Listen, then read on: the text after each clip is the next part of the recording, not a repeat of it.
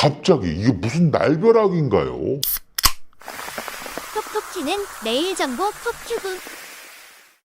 톡톡 튀는 매일 정보 톡튜브입니다. 자, 제가 시작하기 전에 요거 보여드릴게요. 이게 뭐냐? 물감이에요. 사실은 오늘 결코 반길 수 없는 물가 얘기를 해볼까 합니다. 즉, 물감 아니고 물가 얘기입니다. 여러분, 우리나라 소비자 물가 상승률은 몇 %일까요? 불과 얼마 전이죠. 2024년 12월과 2025년 초에 발표된 자료들을 쭉 찾아보면 식료품 및 에너지를 제외한 근원 물가는 1.8%로 낮은 수준을 유지할 것으로 보이며, 소비자 물가 상승률은 2024년 2.4%에서 2025년 2%로 하락할 것으로 예상한다고 했습니다. 이는 국제 유가 하락과 수요 압력 감소에 따른 결과라고 해석을 했었습니다. 아니, 그런데 이게 무슨 말이 됩니까? 갑자기 이게 무슨 날벼락인가요? 전문가들의 예상을 비웃기라도 하듯 최근 식품과 외식 업계에서 음료, 빵, 과자 이런 가공식품과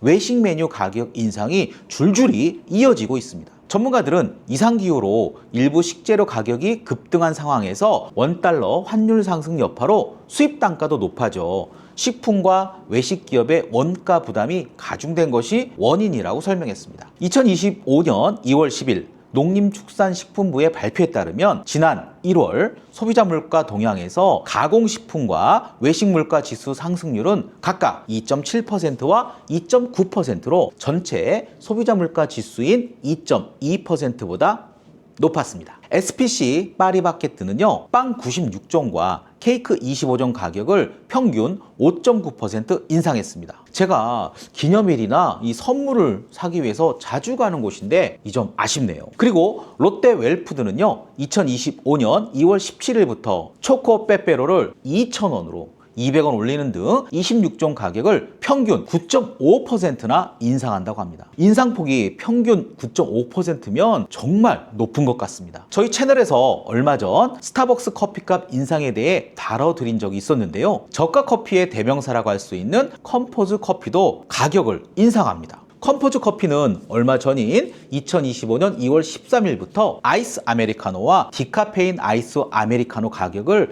300원씩 올려 각각 1,800원과 2,800원에 판매합니다. 빙그레는요, 2025년 3월부터 더위사냥, 붕어싸만코 등 아이스크림과 커피, 음료 일부 제품 가격을 200원에서 300원씩 올린다고 예고했습니다. 사실 이러한 가격 인상은 연초부터 계획되었었습니다. 2025년 시작과 함께 동아 오츠카는 포카리 스웨트, 데미소다 등 주요 제품 가격을 100원씩 올렸고요. 대상은 설을 앞둔 지난 1월 16일 마요네즈와 후추, 드레싱 등에서 소스류 제품 가격을 평균 19.1%나 올렸었습니다. 버거킹도 지난 1월부터 대표 메뉴인 와퍼를 비롯해 일부 제품 가격을 작지만 100원씩 올렸습니다. 할리스의 경우 스타벅스 가격 인상 시기에 맞춰서 일부 제품 가격을 역시 200원에서 300원씩 올렸습니다. 풀바셋도 주요 제품 가격을 200원에서 400원씩 인상했습니다. 그러고 보니 2025년 초부터 여기저기 슬금슬금 때로는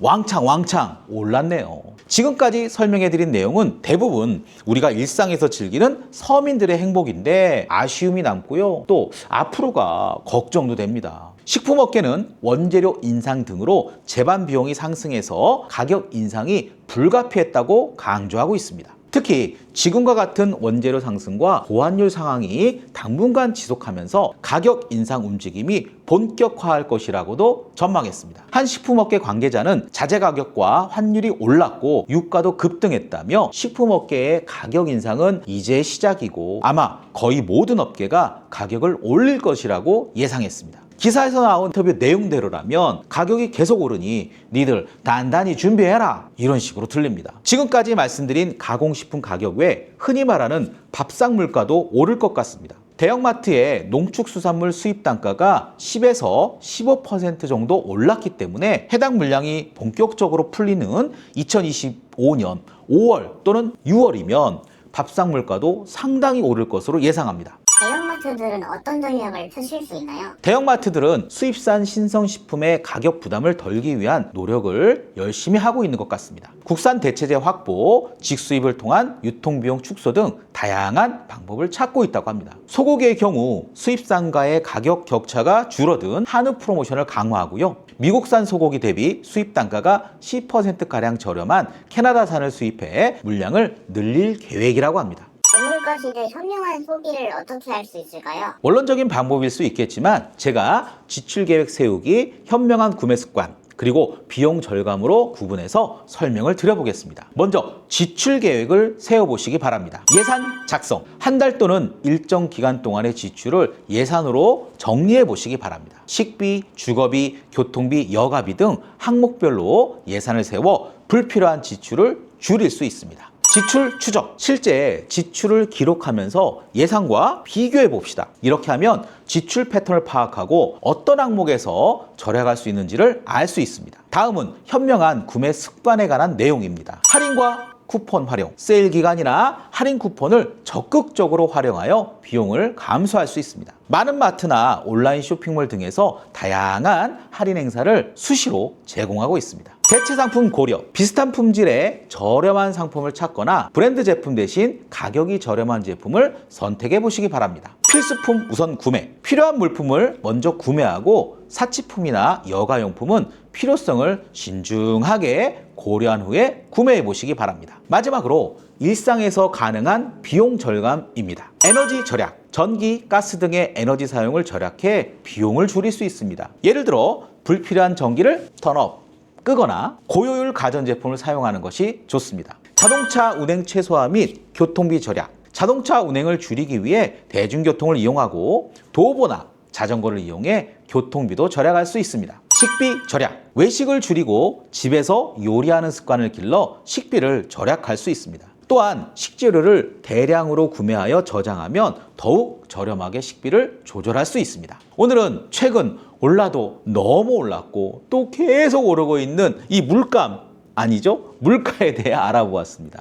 물가가 오를 때는 작은 지출도 신경 써서 관리하는 것이 중요합니다. 이렇게 하면 물가 상승에 따른 경제적 부담을 줄일 수 있습니다. 저는 이번 주 장은요, 전통시장에 가서 온누리 카드로 알뜰하게 플렉스를 해볼까 합니다. 톡톡 튀는 매일 정보 톡튜브. 톡튜브는 매일 여러분들을 찾아갑니다. 구독과 좋아요를 꾹 눌러주세요. 자, 여러분 오늘 또 톡튜브 하세요.